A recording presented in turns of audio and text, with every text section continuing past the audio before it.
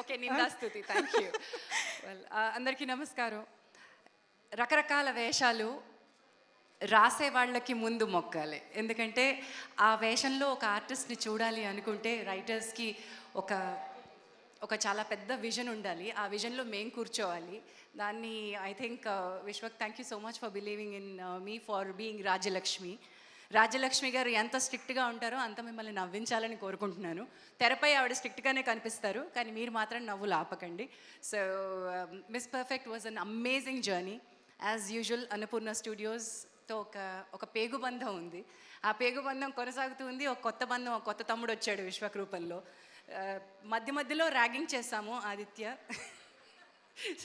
But అప్పుడప్పుడు మమ్మల్ని క్షమించేసి వెనకాల కూర్చున్న మీ టీమ్ మెంబర్స్ అందరూ చాలా బాగా మమ్మల్ని తోలారు. But it was so beautiful to work. Such an young and energetic team. Lavanya, it is as usual perfect, and miss పర్ఫెక్ట్కి మీరు తప్ప ఇంకెవరు లేరు. Abhignya, I could work with you on screen, but I'm looking forward. Sorry, Abhignya అంటే Abhijit, sorry, ఇక్కడ పక్కన పెట్టి. So Abhijit, I couldn't meet you in the sets on the screen combination లేదు, but I'm looking forward for you on the screen. తల్లి, ఇప్పుడన్నా మాట్లాడేసేరా.